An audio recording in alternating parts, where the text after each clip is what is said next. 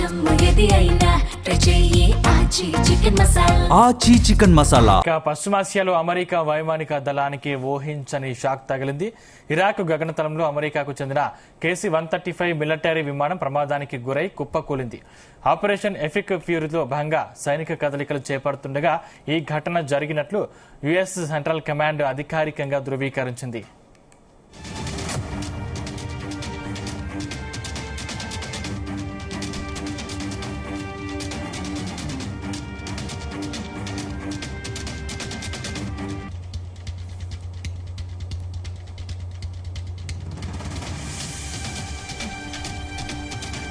పశ్చిమ ఇరాక్ ప్రాంతంలో ఈ ప్రమాదం చోటు చేసుకుంది. ఈ మిషన్లో మొత్తం 2 విమానాలు పాల్గొనగా అందులో ఒకటి కూలిపోయింది.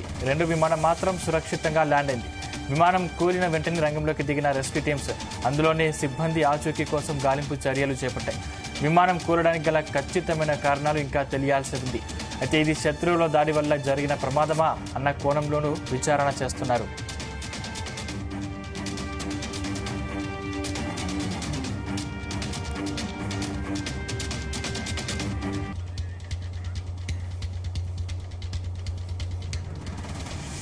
రైట్, ఇదే అంశానికి సంబంధించిన మరిన్ని డీటెయిల్స్ మా ప్రతినిధి శ్రీచరణ్ అందిస్తారు. శ్రీచరణ్.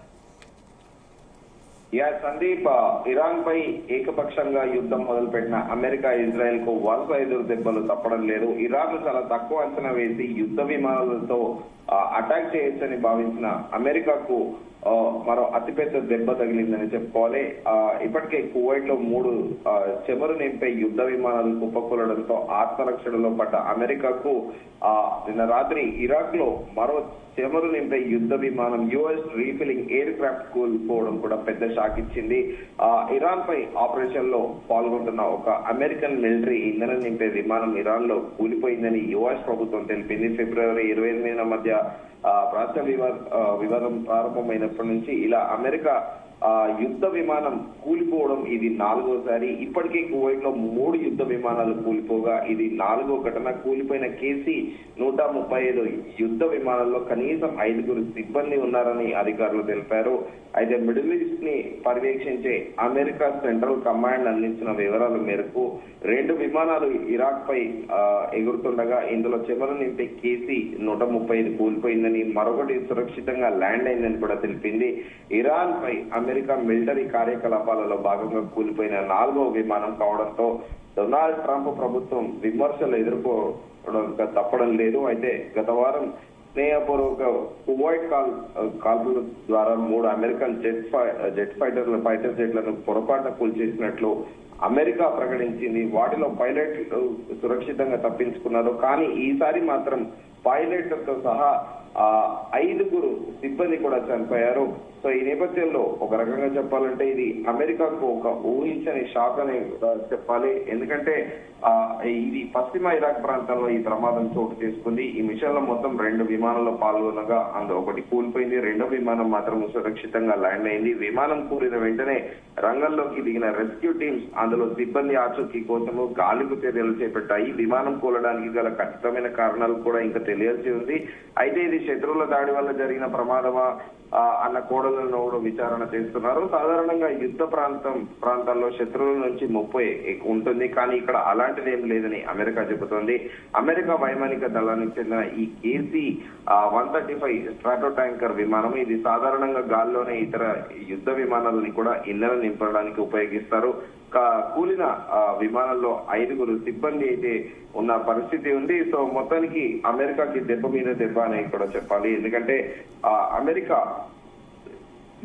చాలా ఈజీగా ఇరాన్ ని కొట్టేస్తాము అన్న ధీమాగా ఉంది. కానీ అటు డబ్బులు అంటే బడ్జెట్ కి సపరేట్ గా వరల్డ్ లోనే హైయెస్ట్ బడ్జెట్ అలొకేట్ చేసేది USA.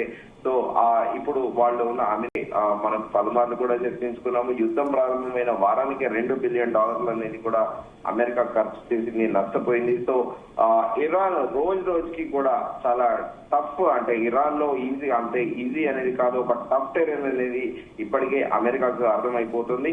ఇజ్రాయెల్ కి మాత్రం యథావిధిగా అంటే చుట్టుపక్కల నైబర్ 7-8 దేశాలతోని గడిచిన 50 నుంచి 60 ఏళ్లుగా యుద్ధం చేస్తూనే ఉంది. కాబట్టి ఇజ్రాయెల్ కి పెద్దగా ప్రాబ్లం లేదు ఇరాన్ తో ఎదుర్కోవడము. కాకపోతే జాగ్రఫికల్ గా చూసుకుంటే ఇరాన్ తో ఇజ్రాయెల్ ని కంపేర్ చేయలేము. ఇజ్రాయెల్ చాలా చిన్న దేశము, ఇరాన్ అనేది చాలా పెద్ద దేశము. కాకపోతే ఇప్పుడు ఇరాన్ దగ్గర ఉన్న బాలిస్టిక్ మిసైల్స్ ఏవైతే ఉన్నాయో ప్రస్తుతము ఇజ్రాయెల్ దగ్గర కూడా లేవని చెప్పాలి. దానికి కారణం కూడా 2023 అక్టోబర్ నుండి అక్కడ హమాస్ తీవ్రవాదులతో కూడా పోరాడుతోంది ఇజ్రాయెల్. అలాగే దాదాపు 2.5 సంవత్సరాల పైగా ఎడతెరిపి సుదీర్ఘ యుద్ధం కూడా కొనసాగిస్తోంది. మధ్యలో హిజ్బుల్లా కూడా అంటే లెబనాన్ పైన కూడా దాడి చేసింది. సో ఇట్లా ఆర్థికంగాతో పాటు అలాగే మిలిటరీ పరంగా కూడా ఇజ్రాయెల్ చాలా నష్టపోయింది. సో ఈ నేపథ్యంలో అమెరికా ఇన్ని రోజులు కూడా ఇండైరెక్ట్ గా ఇజ్రాయెల్ కి సపోర్ట్ చేస్తూ వస్తుంది.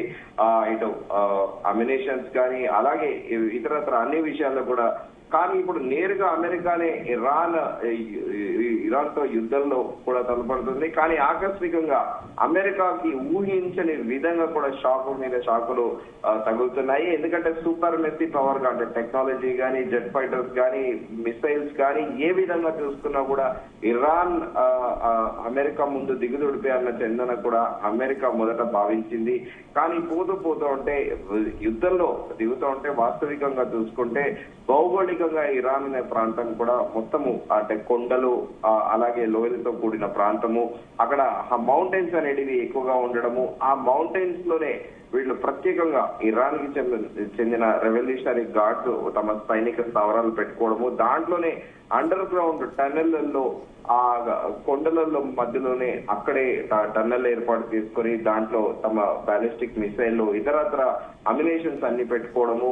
సో ఇవన్నీ ఎట్ ఏ టైం అంటే అమెరికా కొన్ని చోట్ల ఐడెంటిఫై చేసింది ఇరాన్ ఎక్కడెక్కడ అమ్యునేషన్స్ పెట్టుకుంది, బంకర్స్ ఎక్కడ ఏర్పాటు చేసుకుంది అని.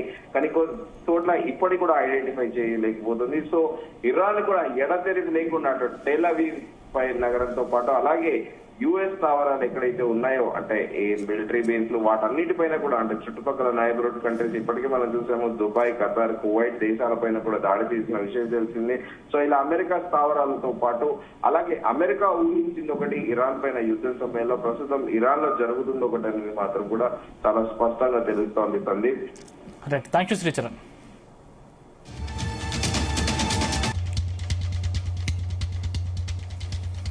సాధారణంగా యుద్ధ ప్రాంతాల్లో శత్రువుల నుంచి ముప్పు ఉంటుంది, కానీ ఇక్కడ అలాంటిదేమీ లేదని అమెరికా చెప్తుంది.